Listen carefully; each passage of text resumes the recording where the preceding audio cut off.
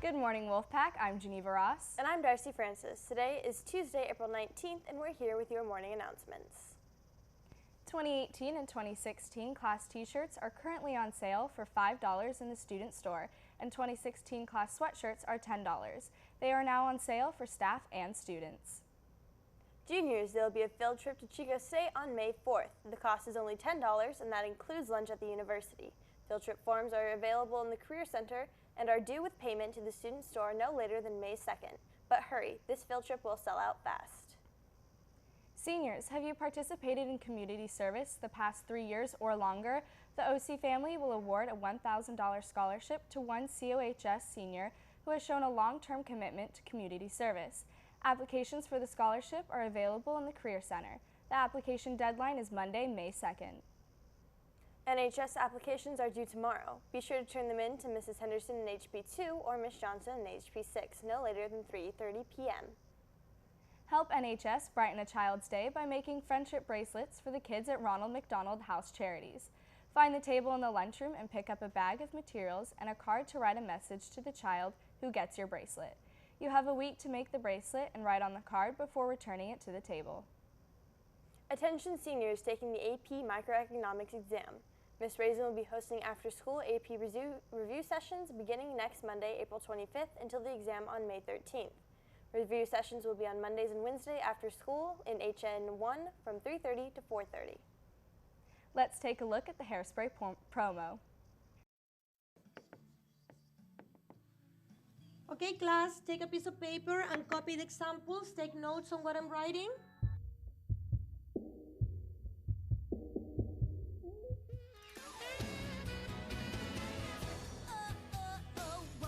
Today, feeling the way I always do. Hungry for something that I can't eat. Then I hear that beat.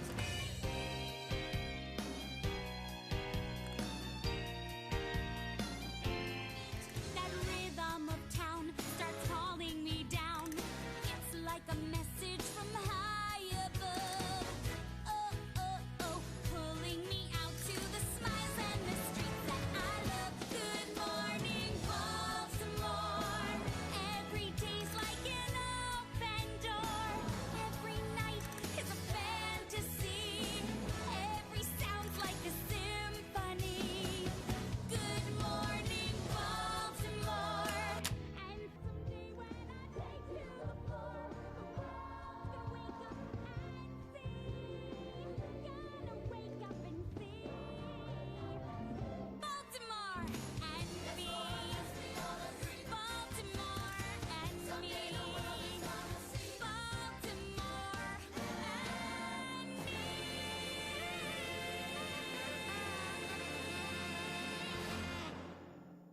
Now let's pass it on over to Caleb and Jacob for your sports update.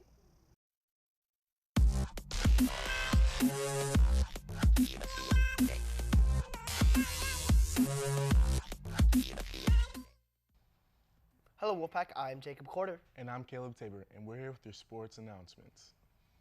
The COHS swim team travels to Ponderosa Thursday. Good luck, Wolfpack. The track team traveled to Bella Vista for the Bronco Invitational. Wolfpack was led by Devin Bright with a jump of 20 feet 8 inches, Nicole Terry with a jump of 17 feet, Derek Griffith II, who ran a 110-meter hurdle in 15.05 seconds, and Jake Bowers, who ran the 3,200 in 10 minutes and 23 seconds. The softball team played against Ponderosa on Wednesday and won 5-2. They play today against Roseville. The boys tennis team plays Whitney at home for a league match. In MLB news, the A's played the Yankees today after beating the Royals to improve their record to 6-7. On the other hand, the Giants played the Arizona Diamondbacks and lost, putting the Giants with 8 wins and 8 losses. The San Jose Sharks played against the Los Angeles Kings yesterday and lost 2-1. Even with the loss, the Sharks still lead the series 2-1. That's all we have for you today, Wolfpack. I'm Caleb Taylor. And I'm Jacob Corder. Back to you, anchors.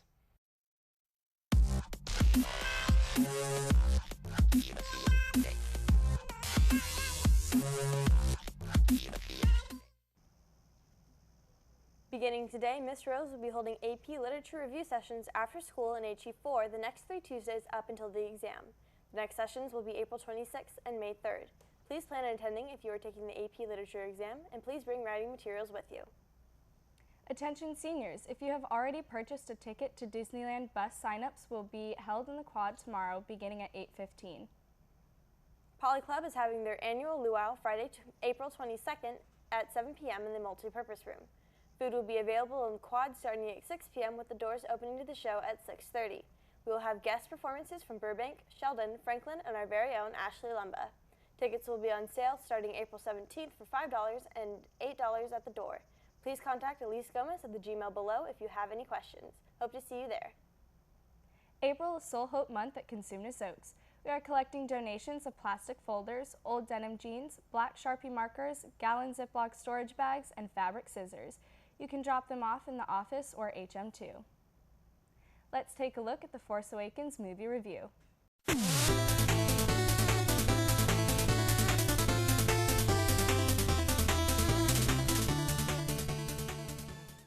Star Wars Episode 7, The Force Awakens, is the most recent installation in the Star Wars movie franchise, and it's quite a refresher. For the longest time, Lucasfilm struggled to try and keep the Star Wars franchise alive and breathing, and it came to single strands of thread when Disney finally acquired the Star Wars name. So with that backstory of the revival of Star Wars, let's get right into the review. The Force Awakens is by far the most lighthearted Star Wars movie to date, filled with the most jokes than any of the other 6 movies. Not only was it a dire need as to recover from the prequel trilogy, but it was also very well handled and for the most part was tasteful in the correct moments. On top of being the most comedic of the franchise, it was also the most beautiful as the team behind Star Wars' visuals and CGI did a magnificent job. Space battles are more beautiful than ever before, and the lightsaber visuals are beyond stunning. Along with astounding visuals, the sound design of everything is spot on and mirrors that of the original and prequel trilogy. Lastly, the acting was beyond exceptional from the main cast. Rey, played by Daisy Ridley, did amazing considering this is her first major role. Oscar Isaac also did magnificent for the 5 minutes he got on screen. That was a joke. Anyways, the whole cast did amazing and there was never a questionable moment in the acting. Now, what the movie didn't do so well.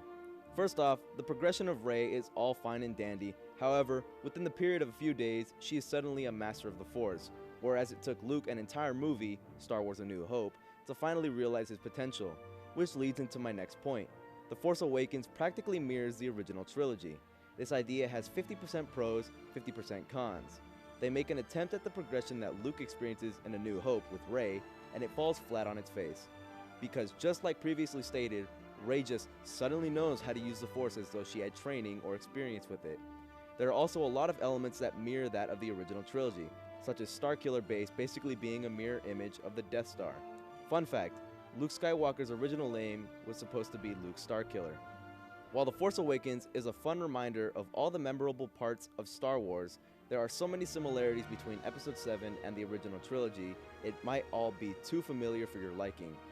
At the end of the day, whether you're just a casual fan, a nostalgic fan who watched the original trilogy in theaters, or a hardcore fan who knows everything about the expanded universe, or as Disney likes to call it, Legends, Star Wars Episode 7 The Force Awakens is a refreshing new installment to get the horrid taste of the prequel trilogy out of your mouth.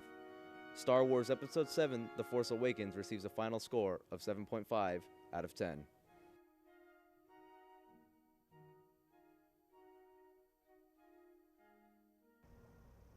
Well, that's all we have for you today. I'm Geneva Ross. And I'm Darcy Francis. Remember, the strength of the pack is the wolf. And the strength of the wolf is the pack.